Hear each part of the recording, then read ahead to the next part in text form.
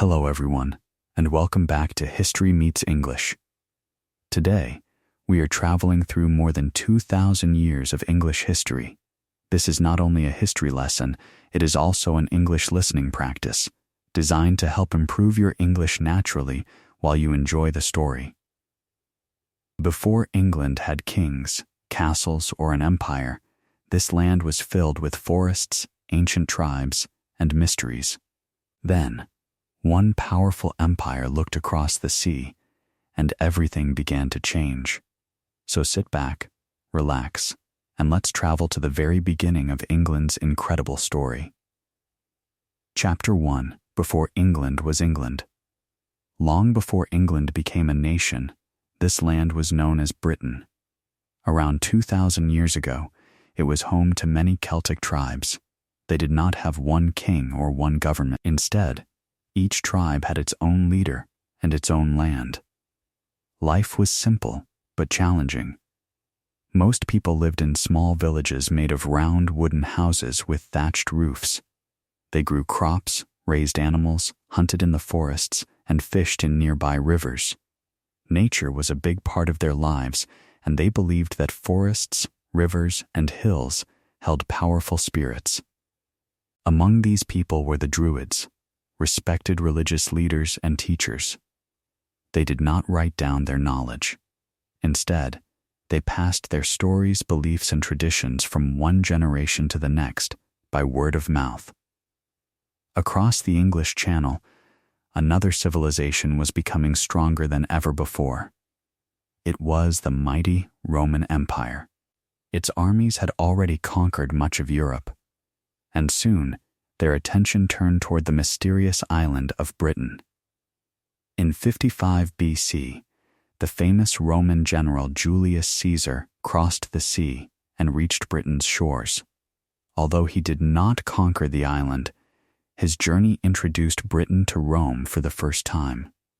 No one knew it yet, but this first meeting would change the future of Britain forever.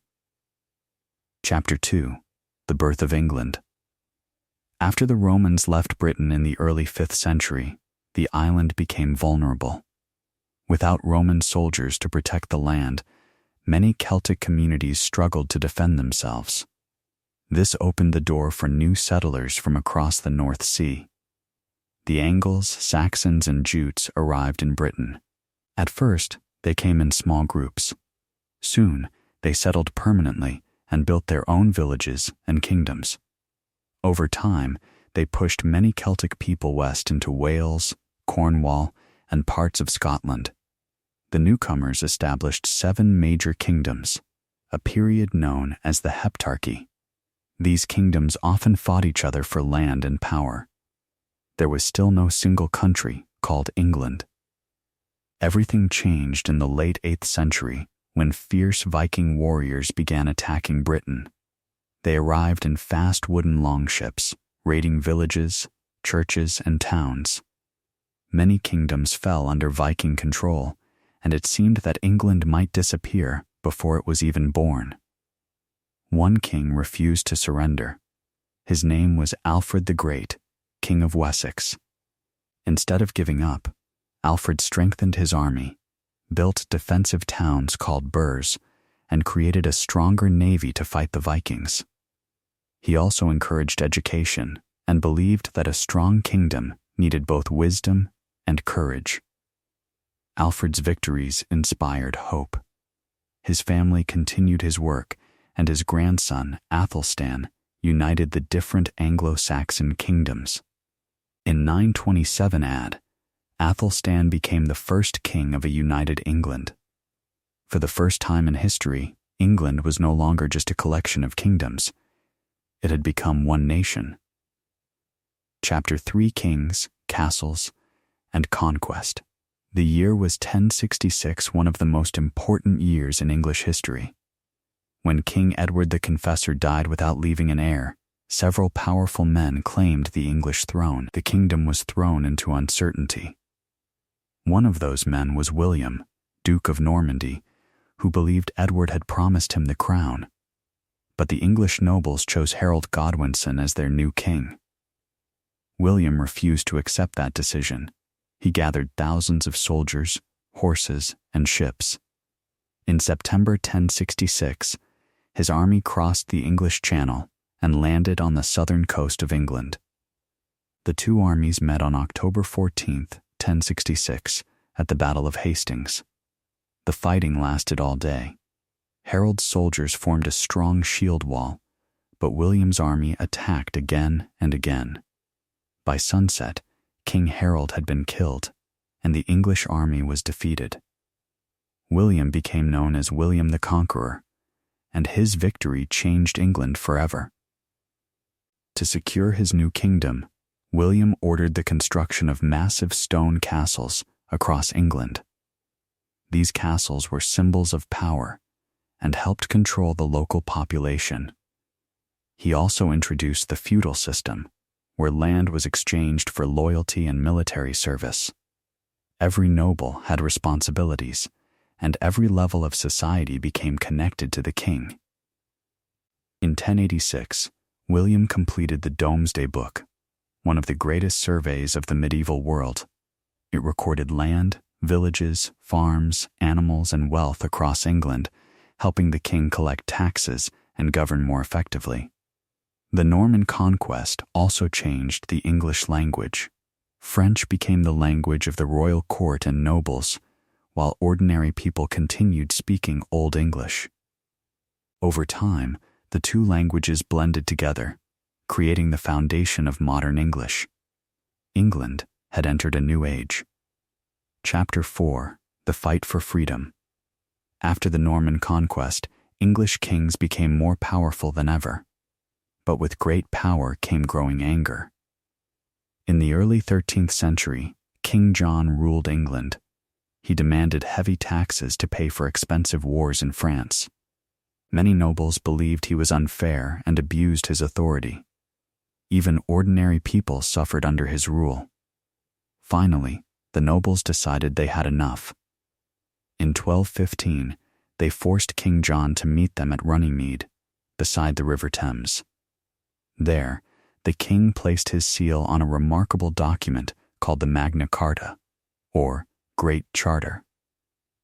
For the first time, an English king officially accepted that his power was not unlimited. The Magna Carta declared that even the king had to obey the law. It also promised fair justice and protected certain rights for free people. Although many of its rules changed over time, the Magna Carta became one of the most influential documents in history. Centuries later, its ideas inspired democratic governments around the world. As time passed, another important institution began to grow: the English Parliament. Kings increasingly needed Parliament's approval for taxes and major decisions. Slowly, the balance of power began to change.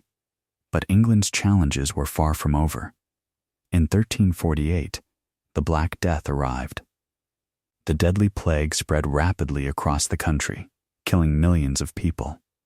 Entire villages disappeared, farms were abandoned, and fear filled every town and city. The massive loss of life changed English society forever. Workers became more valuable, and many people began demanding better wages and fairer treatment. In 1381, growing frustration led to the Peasants' Revolt.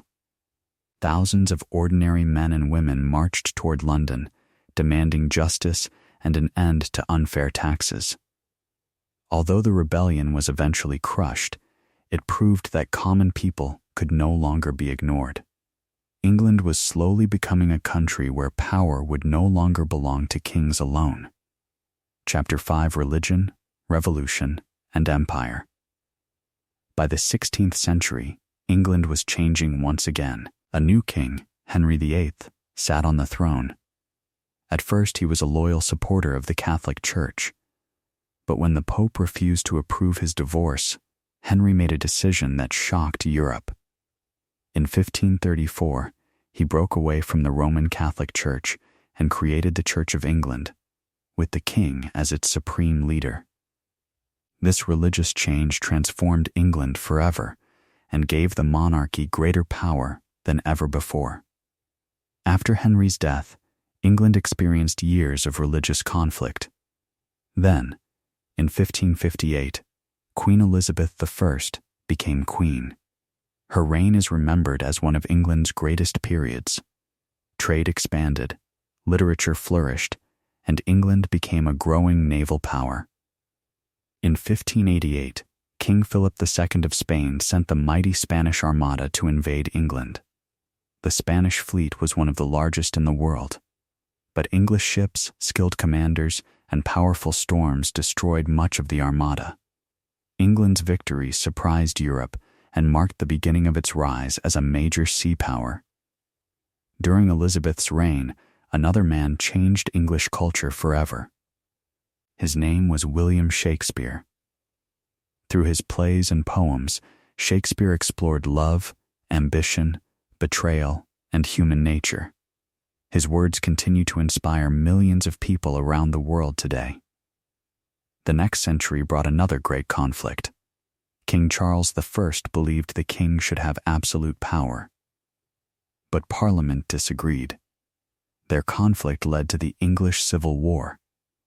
The country was divided. Families fought against each other.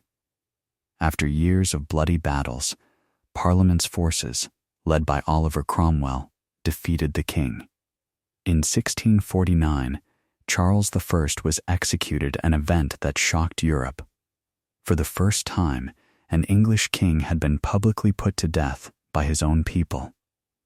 Although the monarchy later returned, the relationship between the king and Parliament had changed forever.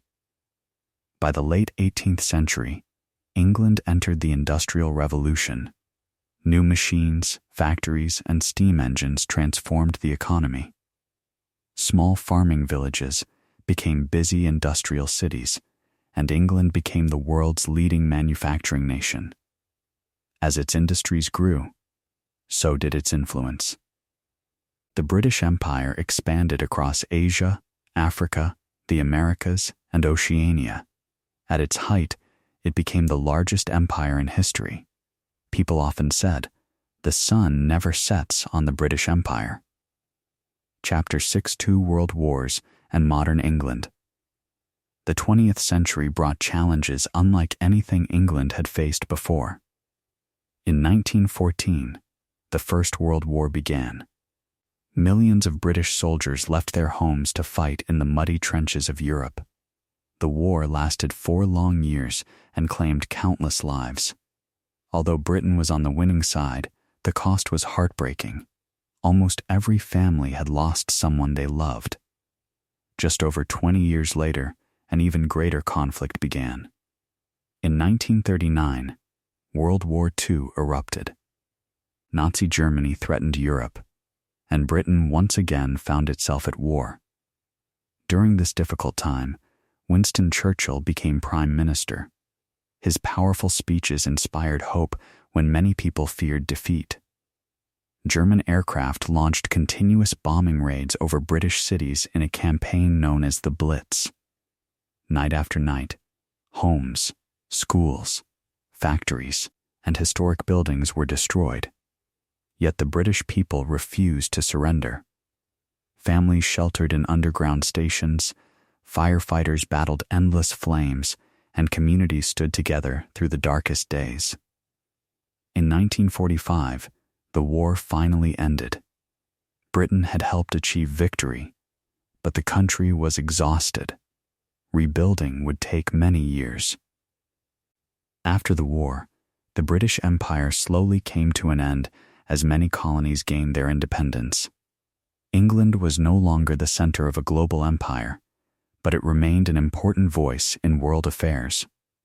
In 1948, Britain created the National Health Service, or NH, giving millions of people access to health care. It became one of the country's most important public institutions. The second half of the century was closely linked with Queen Elizabeth II. She served for more than 70 years, becoming one of the longest reigning monarchs in history. Through decades of change, she became a symbol of stability and duty. In 2022, after her passing, King Charles III became the new monarch. Another major turning point came in 2020, when the United Kingdom officially left the European Union, a decision widely known as Brexit. It marked the beginning of a new chapter in the country's modern history. Today, England is known not only for its rich history, but also for its universities, science, literature, music, football, and culture. Millions of visitors come every year to explore its castles, museums, and historic cities. From ancient Celtic tribes to a modern nation, England's journey has shaped the world in countless ways. Its empire may have faded, but its history continues to inspire generations across the globe. Conclusion: as our journey through the history of England comes to an end, one thing becomes clear. England was not built in a single day. It was shaped by ancient tribes, Roman soldiers, Viking warriors, powerful kings, brave queens, great thinkers, and ordinary people who refused to give up. Every battle, every victory, and every mistake helped create the nation we know today. History is more than a collection of dates and names. It is the story of people, their dreams, their struggles, and the choices that changed the world. When we understand history, we better understand the present and perhaps even the future. I hope you not only learned about England's incredible past, but also improved your English listening skills along the way. Thank you so much for watching. If you enjoyed this journey and want to discover more amazing stories while improving your English, don't forget to like this video. Subscribe to History Meets English and turn on the notification bell so you never miss a new episode. Until next time, keep learning, keep exploring, and remember, every story has a lesson, and history always has a voice. See you in the next video.